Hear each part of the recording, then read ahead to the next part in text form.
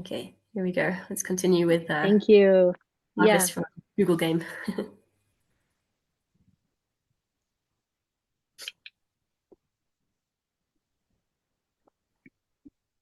Yeah, completely agree with that. I got to learn about like Christmas traditions in Catalonia.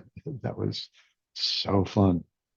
And also like got to double click on like I don't know, some really rich framing that led me to find some inquiries for myself to take away from the exercise.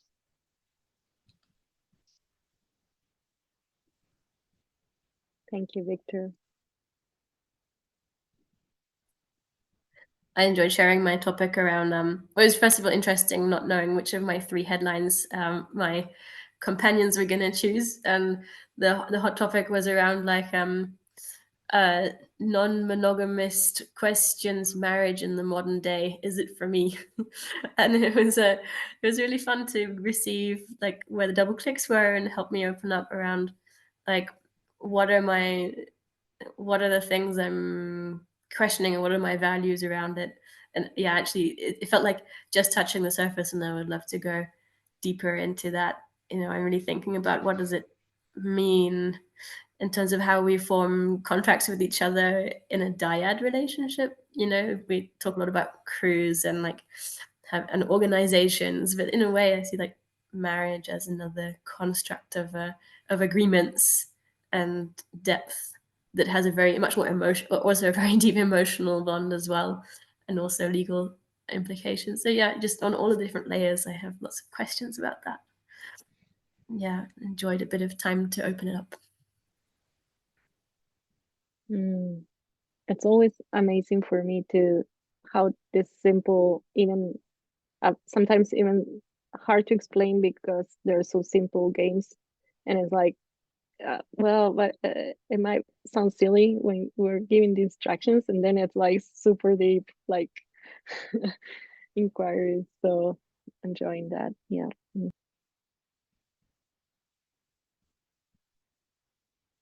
Yeah, just kind of seconding that. Um, I often wonder with like spoken word communication if I'm hearing what the other person is saying because of what individual words and concepts kind of mean or resonate with for me. And I almost wish that like every conversation was like Googleable. Um, and certainly in any deep, spacious conversation, I certainly could say, like, oh, what does that mean to you? Um, but having kind of the protocol and the structure that that is explicitly what we were going to be doing made it feel really good to me to pause and like deep dive in that way.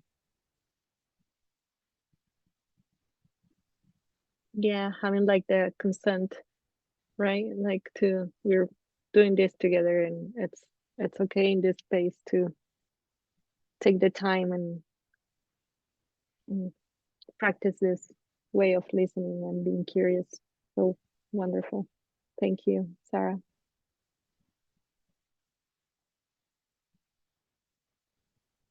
Yeah, hearing that it makes me like curious to explore something like this as as a norm that's accessible within like certain kinds of like group relationships, especially like longer ongoing ones where it's um, we're finding uh, that clear understanding uh, like will help facilitate like future conversations and allow ourselves to like know very well like what each other is talking about. So often in meetings, like it's about getting to the place and then like, okay, I understand. But like uh, having that really deeper understanding is that's rich. I like that. Yeah, I can sense that we have or that's what I'm getting right now, a sense of all of us valuing like deeper connections. And yeah, I wonder sometimes in my own experience, which are the spaces where sometimes it's you know I don't want to say allowed, but yeah, comfortable for everybody to go into that. And um what are the spaces where we're not going deep but have the potential to be there, right? And how we can bring that to our circles and um, relationships. Yeah, thank you, Victor. Yeah.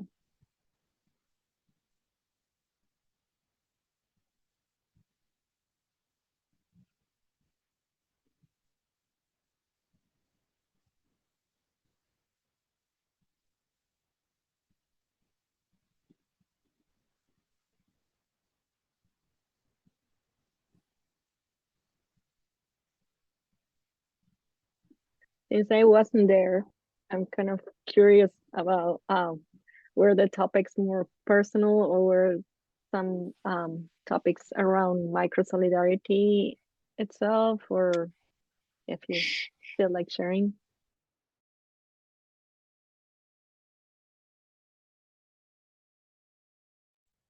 I enjoyed hearing too about Jesse and Ewan's sort of community experiments and creating spaces and agreements. I was curious if either of you want to share more about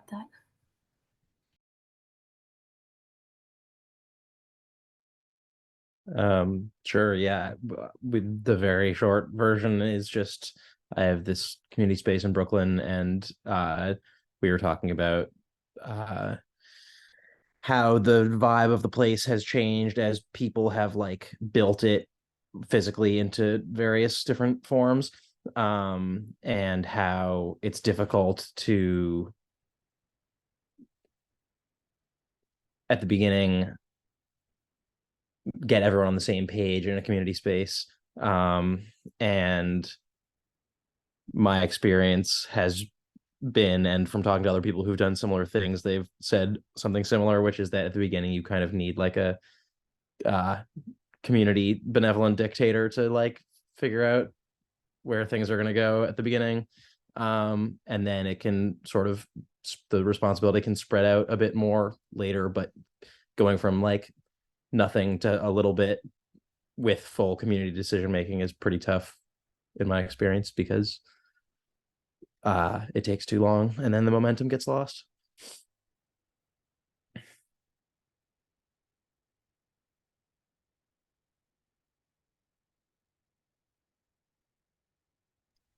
What was it like with your group, Jesse? Was it one person just started it, or was it a group of people? Or yeah, it was me, which makes me feel slightly weird about saying the benevolent dictator thing. But yeah, I mean, the other thing is like there's often risk of various sorts involved, whether financial or otherwise. In my case, legal, because I live here and it's technically a garage and we have concerts and like a bar that isn't supposed to exist and all sorts of things like that. And someone has to be like willing to assume those risks, and that's also harder as a group because everyone's sort of like acceptable level of risk is different. And it's kind of easiest if someone just decides to take on all of it at the beginning, because again, it's just too hard to get started otherwise, in my experience. Yeah, that resonates with me. And then in my situation, I was the person to take on the risk, but I don't think I was willing to take on the role of the benevolent dictator too much. Like, so it's so a lot of things have happened and are happening, but there's also a lot of basic things that are not happening. Like people are meeting and making decisions, but there's people, but nobody takes out the garbage or cleans or does like basic stuff to keep the place nice, because it just doesn't seem to happen. So that's the tricky part, because I didn't want to take too much space as the sort of landlord or the benevolent something or other, but then and I think it might be a cop out for me because it's also easier not to take up that role, not to be the bad guy or so it's tricky. I'm not sure where it's gonna go, but I appreciate you sharing your stuff, and it's even trickier if you actually live there. Or sometimes it might be easier, actually. I think it might be easier if you live there. Yeah. Because then you're actually there. I'm not actually there because I don't live there. So it's easier when you're actually there. Yeah. Yeah. There's so much that you can tolerate people making a mess if you actually live there.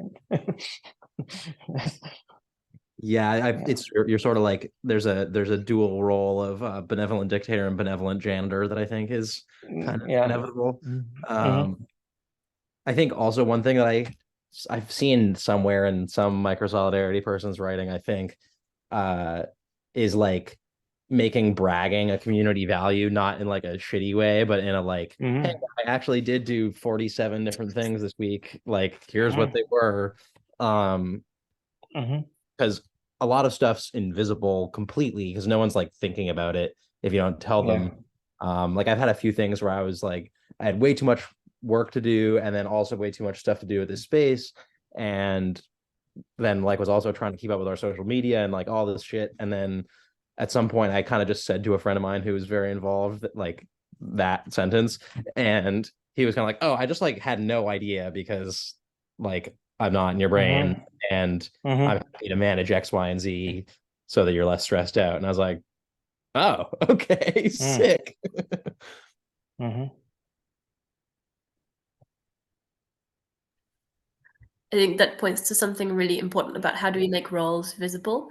Like there's so many invisible roles that can happen when we're sort of emergently creating something, and eventually it's like things get taken for granted that that just seems to happen, or that just seems to happen, and it's like, wait, does everybody actually agree with what we're doing? Like, does everyone agree that person's in power in that way, or does everyone agree that about how we're all contributing? I was inspired by. Oh, is it okay if I share one more thingy? Yeah, please. I hosted 3 one-month-long residencies with 3 collaborators, including Carl Stayat, who's also peripherally in the Microsolidarity group. And one of the participants, Emma, she brought in from Frederick Laloux's work. There's a role system that they were using in Amsterdam at the School for Change or something. And she just put like all the roles that we were doing and all of our names on the board. So everyone had a name, and the roles were on sticky notes, and you could like move the roles around. And also, if you were taking on something, you put a sticky note to show you were doing it. And just making it really visible was really revealed a lot to me about actually how much me and my 3 collaborators were holding. And the first week was a training week, and then the rest of it was like embodying all the trainings we'd done on like interpersonal skills and community building. And it was just nice to be like, I could let go of that role of like being the person who's documenting stuff. Who wants to be documenting? Who wants to be a photographer? Who wants to be the person doing the grocery list for everyone? Like, just also helps to allocate a bit more responsibility in a very clear way, and shows people it showed everyone where there are roles that could be taken up and where they might be useful, and also recognized that they didn't have to hold on to it forever because they could just move the sticky note and let people know, there's like, I don't want to take that anymore. And there was one box of like known voids for roles that were just really clear that no one was holding them, which was also really helpful. It was really awesome. Maybe I can just find a little photo of it and put it in the chat box here in a moment.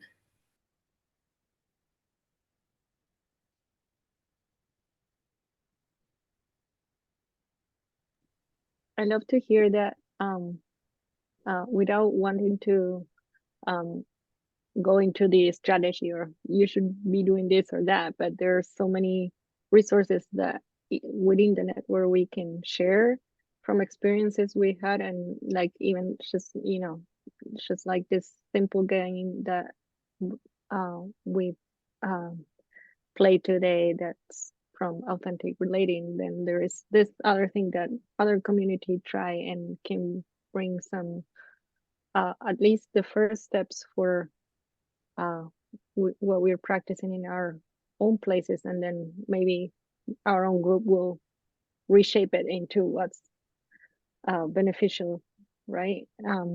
But as I was listening to you, something about parenting came up for me. Like it felt like I could just like take it out of the context of the community and bring it into the context of the home, and how to be a parent without being a dictator, and then nothing gets done. And um, how do you encourage collaboration within the family, and like the power of, yeah, I'm the responsible one, and I'm, the legal, or I'm taking the risk of uh keeping us safe, or me and my partner, or whatever configuration that is. And then the roles, and wanting to do it more um in a more fair, and um yeah, not in a dictatorship way.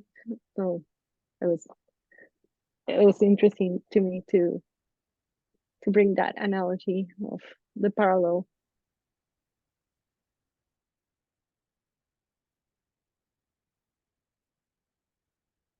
Thanks for sharing that, Joss.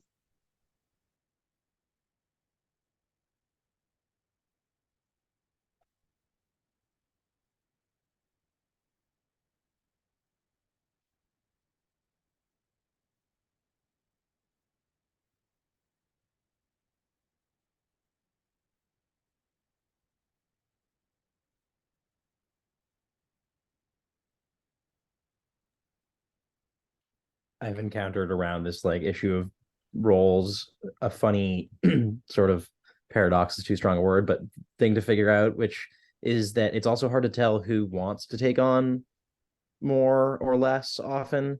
And I'm reluctant to maybe too reluctant to ask people because I don't want them to then feel obligated in some way. But also people often don't know that the roles exist or need filling if you don't ask.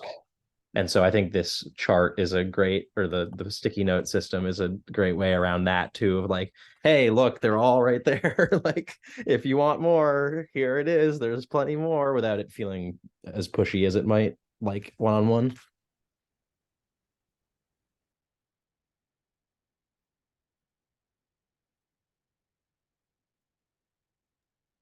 Something that come up a lot in my team, because I have a very small company, but it's not nominally not hierarchical.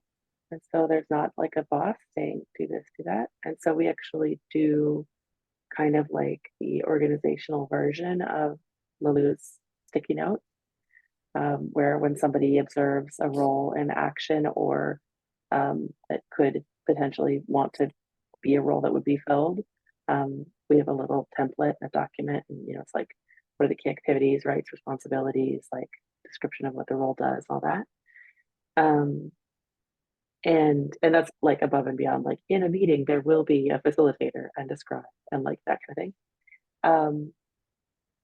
And something that I see at play in how the roles get created and who is invited to step into roles, and how the responsibilities or rights of an individual role expand based on who's holding it, or contract, is just a really huge sort of imprint of structural and systemic inequity.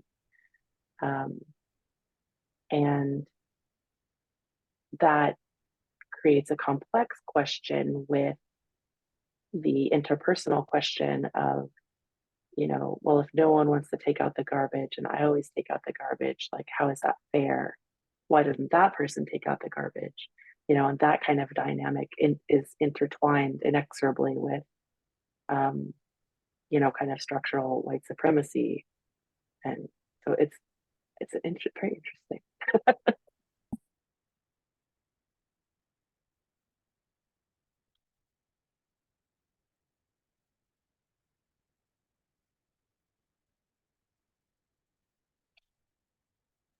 I really appreciate when Sarah, when you say that, I'm like, yeah, how do we figure it out? Like, how do we make it that we can like neutralize the value of each role and like valorize the role of garbage taker outer? But it's like I think it's not so simple. Hey, it's like I think what I noticed is actually having conversations about it is what helps, like to actually reveal like how you're sort of feeling in these roles and how are we actually valuing different roles and like what does it mean to be part of a community in terms of the effort and things get done and yeah, making it clear like where we have certain where we weight value upon one thing more than another. Yeah, there's no answer exactly. I'm just sort of curious about the value of bringing things to the surface and then seeing what happens from there.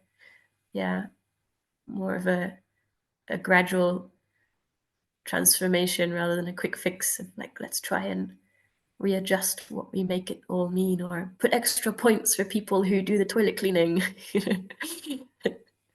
Yeah, really good point.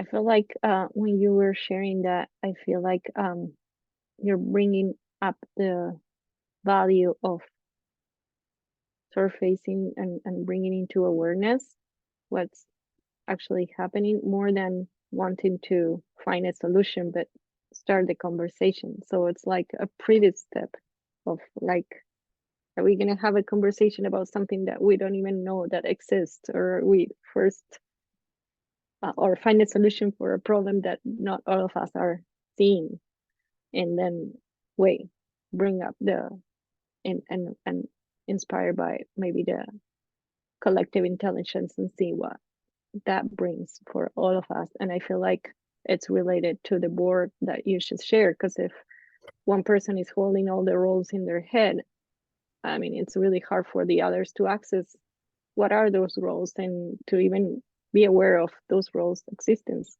And then if it's put visible, then it's brought to the collective awareness, and we can start playing with being in touch with our capacity, or are we willingness to step in or do more or ask for help. And yeah, I think it connects to what Victor was saying about creating this norm of like being able, and what you were saying, Sarah, about like being able to have conversations regularly that you can actually go to the depth of things, because that's where we discover what's the systemic underlying like fabric behind what meaning we're creating from our roles or power dynamics in it all. And like to be able to have those deeper conversations about what are we telling ourselves in relation to each other and what we're doing.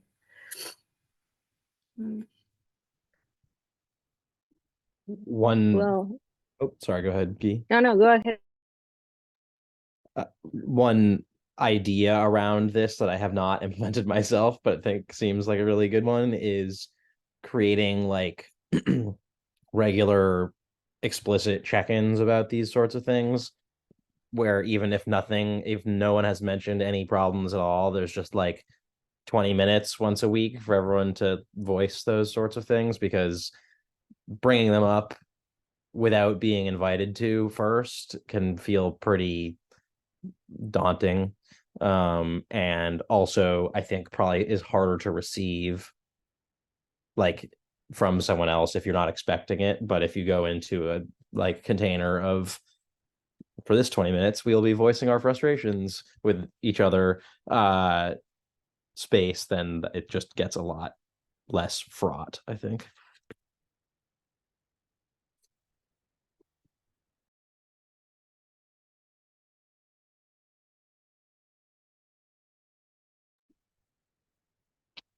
I really like that. It's a ritual, kind of like something that you know it's there. And well, I would like to bring into our collective awareness that we're 15 minutes from closing our time together. So invite us to share some last few thoughts. Thanks, Kate. I just thought of a scenario which really hit home to me what we're talking about, and I thought maybe it helps to share. They're like getting things really concrete, and I learned so much from it. Which is when I was holding these residencies, we had a rota of what chores everyone does as well in terms of household care, because there was no one to take care of the house. We had 20 people, so some people were cleaning toilets, some were doing shopping, some were cleaning the bathrooms, some were cooking. And there was one person who said, "Oh, I'm very happy to clean the toilets." Like, I feel some people were just like very okay to do that. But halfway through the residency, she started to get resentful of me having created the rota system. As rather than doing it out of joy, she started to do it out of resentment, and eventually didn't want to do it anymore. And when they had a conversation about it, it turned out that she said, "The thing is, Jocelyn, you created the rota system. You're a leader here, but you haven't come to any of my sessions. You haven't gone to any of the other participant sessions either. You've only been presenting your sessions, and then you sort of disappear. It makes me feel like you don't care about the other participants." And it was like, sadly, it's true. I hadn't gone to any of them, which partly is because I was just so exhausted because we'd really overstepped our capacity to hold the group in some ways.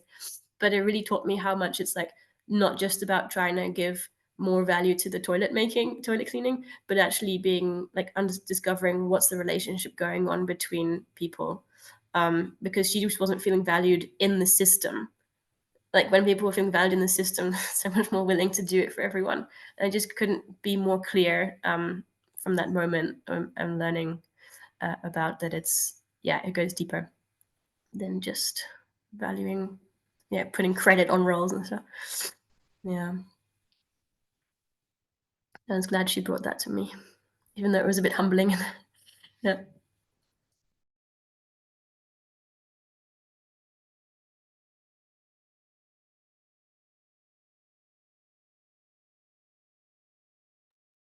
I've had some similar experiences to that I don't think they were as explicit as yours, but in the process of building this space that I have, I just sort of got really sucked into it and kind of never did anything that was anywhere else for like a year and a half.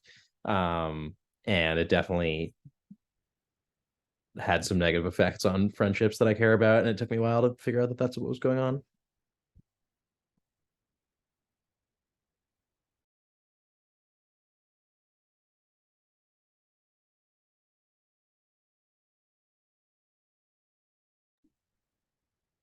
Yeah, hearing how mm,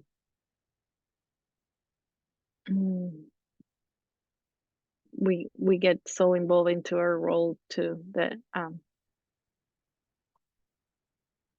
just the value of people expressing, like in your case, Jocelyn, like reaching out. Like I'm so I was thinking how what made that conversation happen, because it can have stayed like as a resentment and never, and how valuable it is that you, even to the present, you bring that the result or the learning from that with you. I'm not sure I'm being very clear, but I'm just wondering how you surface those conversations to happen. Yeah.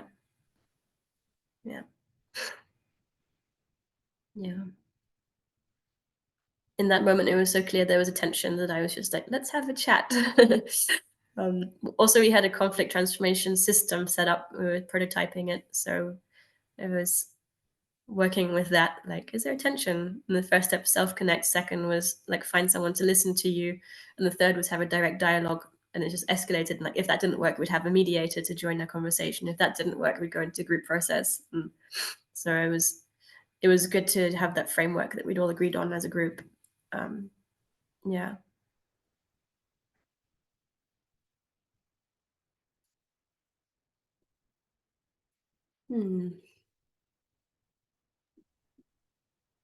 I'm feeling full of questions and inspired by all your sharings. And yeah, I would like to invite us to, well, first, would like to check if somebody has something else you want to share, a thought, insight. Mm,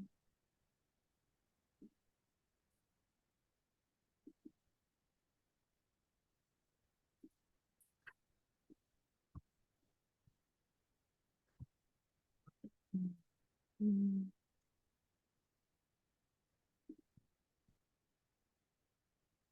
If not, I will move us on to our closing. Wait, am I too early, Jocelyn? Am I No, closing when early? it's over. I do wonder, Am I- Guy, I just want to bring a little meta thing in because you've been so courageous to step in and as a practice facilitator here. I wonder if it would help you to receive any reflections on what was a quality that you brought in that was supportive, or what something you did that was helpful. Just also for us all to learn about like the art of facilitation.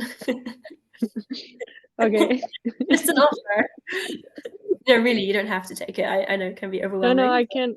I would love to. Yes, but just like. Cool. Yeah. Yeah. Thank you. Mhm.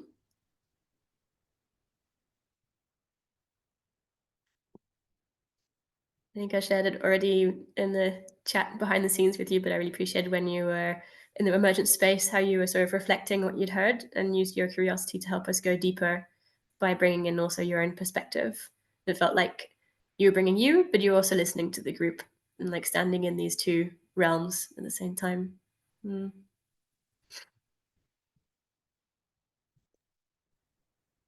I really appreciated the exercise at the beginning, just because I feel like it took more time to be in our bodies, in my body, and I got a chance to experience some things that were surprising in the moment. So that I think that made it the whole thing different and changed the energy for the whole thing. Mm. Yeah.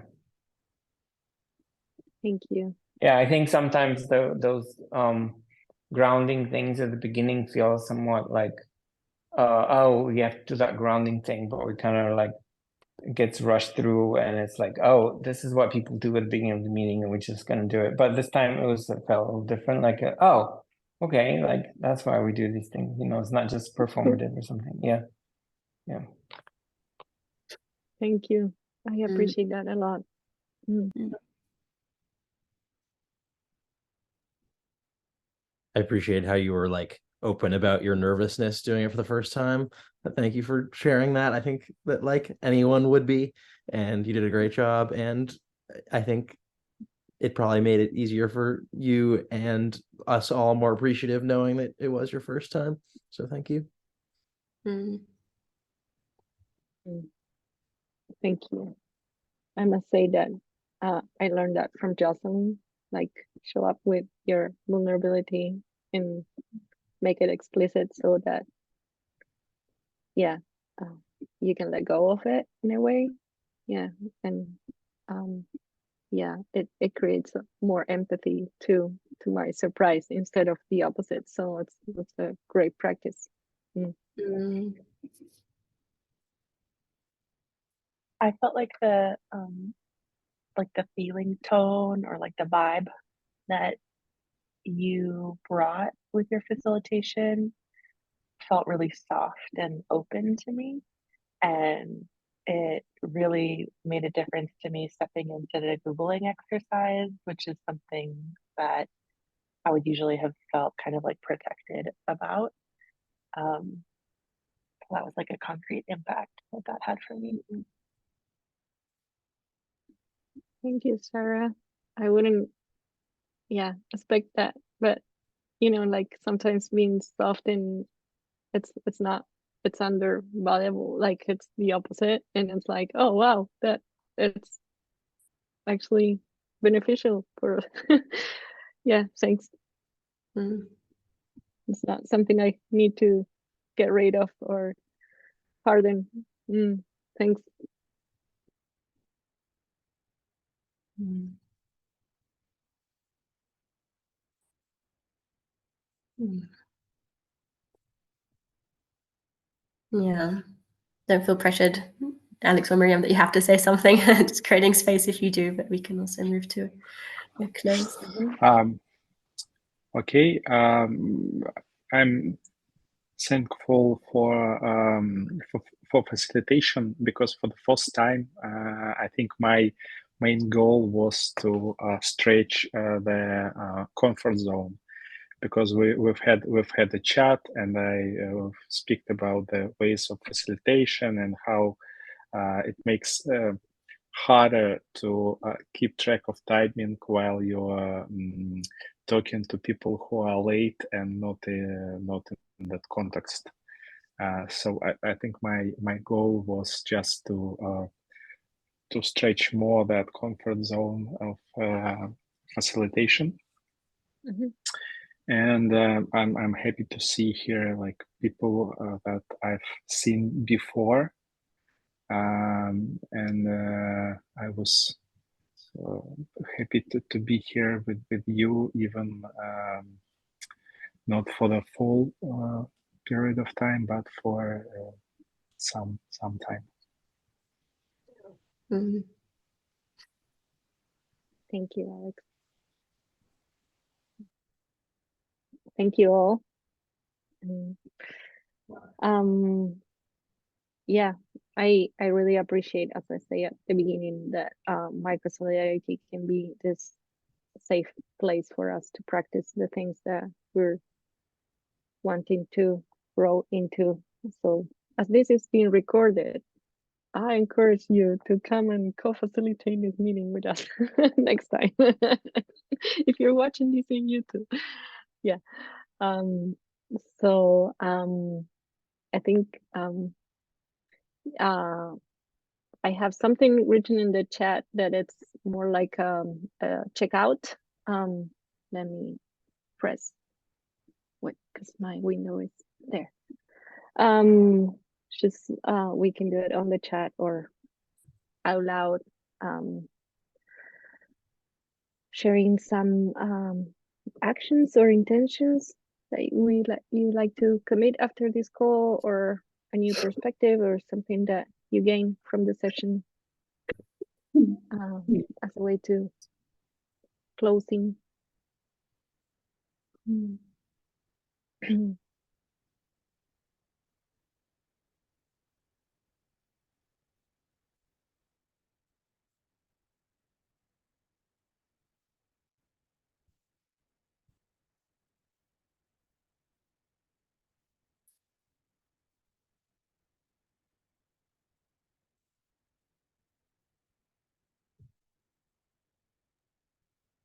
I have my video off now because I'm squeezing in a lunch break, but my action is pretty simple. I'd like to come to another monthly call.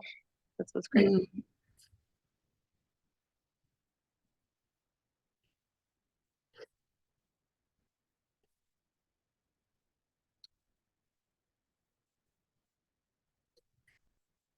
I think I want to keep this awareness of like invisible roles in my mind. That yeah, I'm going to be in a community for quite a few weeks in the beginning of next year, and just be like, what are the invisible roles held here? And just be tracking that, seeing if everyone feels supported and doing what they want to do.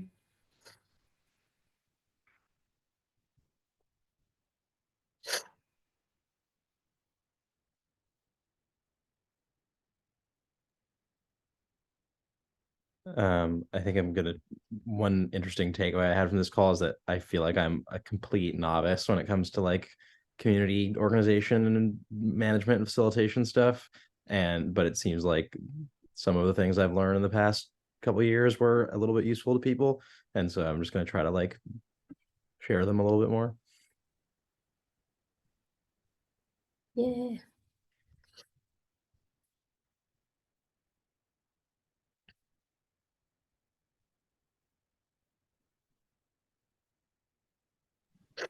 I've just dropped the questions that I'm taking with the from that call to future experiences.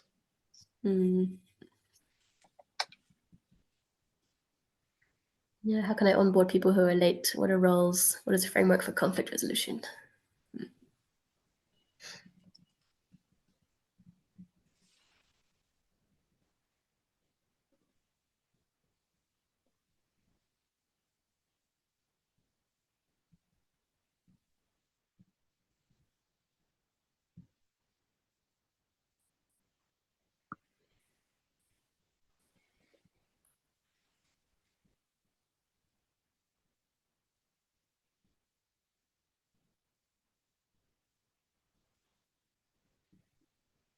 I feel like I have many insights, like from the things that you share, and it's been hard to choose. I'm like, but I think what's more present for me right now, and this role, and after hearing all your feedback, is how, like, the reassurance that what creates an experience of connection is to like being the more present you can be, or we can be, or I can be, I guess. Yeah, the easier it is to be authentic and open and curious, and the vibe, it's more important than the skill. So I know it seems like pretty, we all know that, but practicing it and actually happening, like, I mean, experiencing it, it's quite different. And so it's a good reminder of that's all that needs to happen.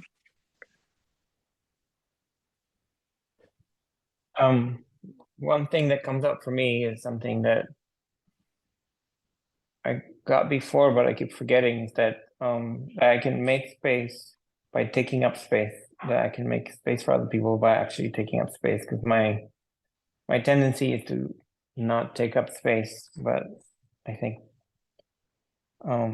it goes together, being curious and taking up space by being curious and asking people questions, developing relationship over time, and then that will slowly trickle into the community, hopefully.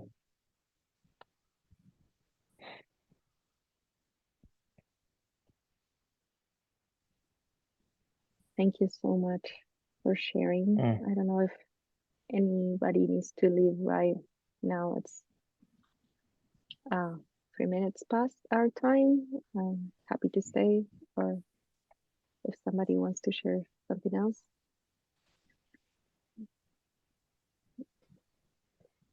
Bye. Here, bye-bye. Thank you. Maybe I'll just share one thing before everyone goes. Like, the next on January, the January call is going to be held by oh my goodness, my brain is gone. Not feeling too well. Anyway, we're going to have Marta. circling. Marta, Marta, no? Marta's going to host a session on circling, and we'll go a bit more deeper into authentic relating. Super looking forward to that. Yeah. Cool. Maybe see you in the new year. Thank you, Jocelyn. Yeah. That was my weird wrapping. Perfect. Thanks for coming. Bye-bye.